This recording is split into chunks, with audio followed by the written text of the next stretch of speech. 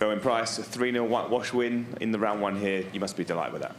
Yeah, I was a bit frustrated in the game, especially to not lose the second set, but to lose 2 legs and playing fantastic. But yeah, it was a difficult game, difficult pace. But I thought, all that considering, I thought I played all right. Yeah, that first set especially, brilliant stuff, wasn't it? Gezi at his best. Was it? I thought I played all right. I don't know if I was at my best, but yeah, I thought I played better in the second set. Just missed the opportunities, but yeah, I couldn't ask for more. 3-0 win, going home happy and coming back up ready to play Sunday. You've been vocal before about not enjoying playing here, but you've been brilliant this year so far already, and you must be feeling pretty confident coming into this. Yeah, and I mean, well, like what a crowd. I don't get out all the time, but the last 12, 18 months, maybe a little bit longer, the crowd's been fantastic for me. And just walking on, and sometimes you can just feel the ears on the back of your neck standing up. And I don't get that in Ali Pali, but I was looking forward to this year, and that shows why. They were right behind me, and yeah, I felt confident in the game. But when the crowd's behind you, you just you get that extra 10%.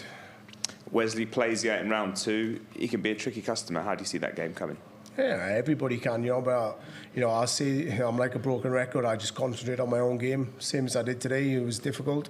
The pace of the game just felt like I was throwing, my first 3 darts were like the first pitch every game. So I'll concentrate on my own game next Sunday, and yeah, if I play like I can, then I'll come through. All the best. See you in round 2. Thank you. Gezi, well played. I suppose that it's just nice to get it done with no real stress. Yeah, when you're watching other games and boys going through, and you're thinking, I don't want to be like one of the big casualties and the first one of the big seeds to go out. So yeah, it's difficult, but I'm glad I come through it. That second set, when you're a couple of legs down, is that the kind of situation that you're almost thankful afterwards in hindsight to have found yourself in, because you have proved to yourself you can kind of dig yourself out of that situation on that stage?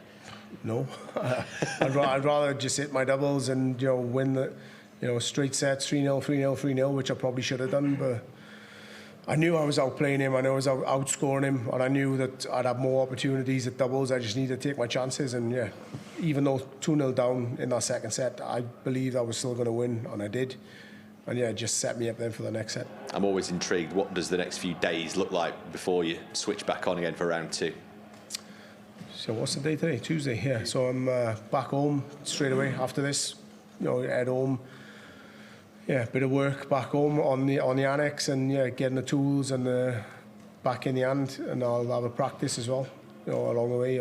I only practice hour or 2 when I'm home, but yeah, take my mind off darts again for another 2 or 3 days. But back up Saturday, bring my travel board and practice while I'm, in the hotel and ready to go Sunday. Congratulations, well done. Sorry.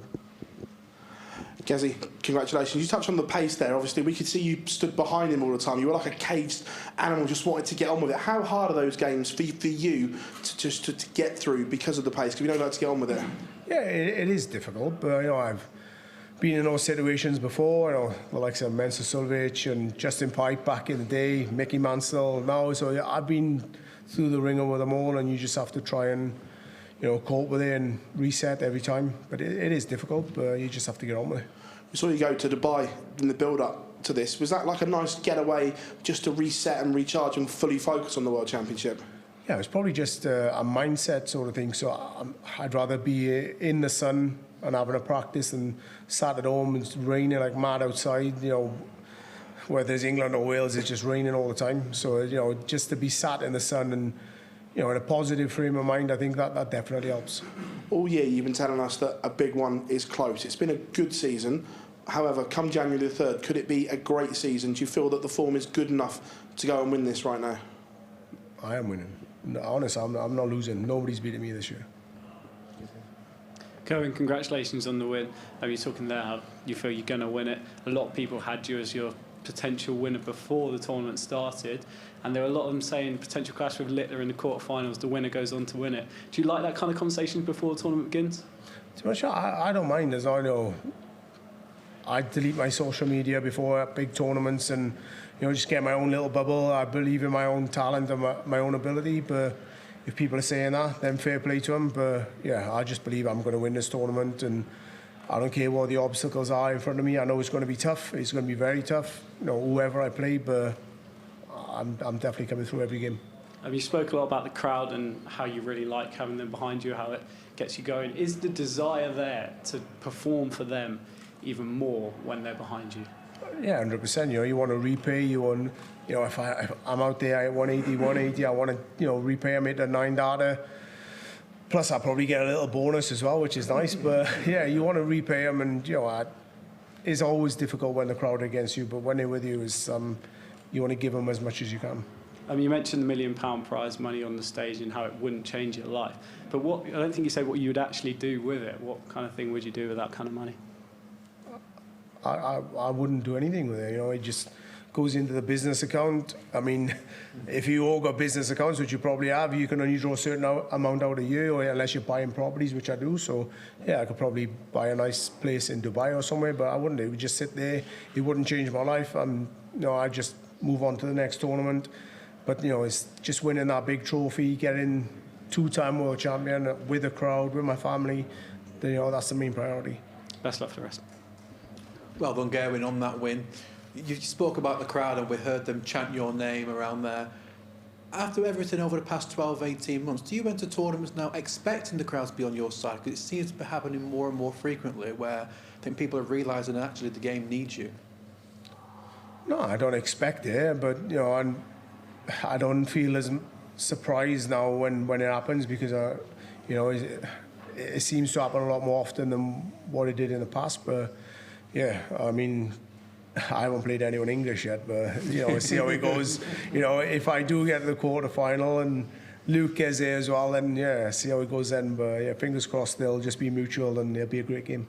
We know that you've mentioned before in previous years that you won't mind seeing it move from this venue because of it, but it'll be here for at least another 5 years. When you hear a reception like that, does that make you quite thankful that actually it will remain at the Palace? Yeah, I want to stay here forever now. I love it. It's like Wales. It's like playing in Cardiff, so I don't mind. Cheers, Gizzy. Thanks very much. Nice. Congratulations, Gizzy.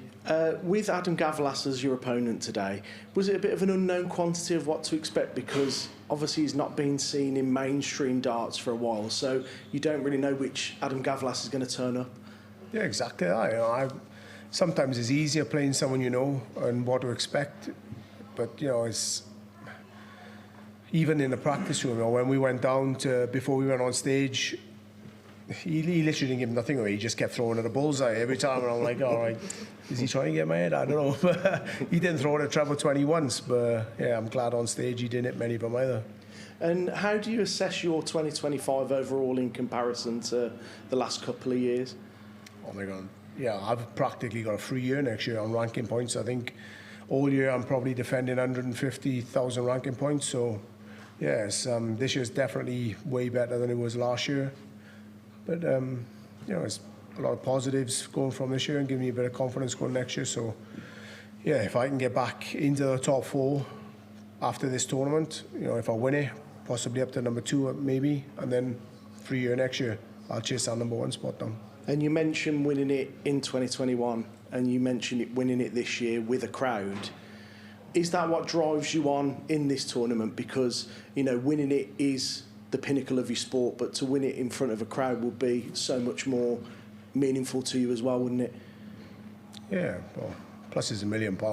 It's not bad. It's a little incentive, isn't it? But yeah, especially when the crowd are the way they are and they're right behind me, it's nice to be up on stage and get our support and to repay them, but mainly just to have the family there. And I won in 2021 with nobody there, no crowd, no family, no nothing.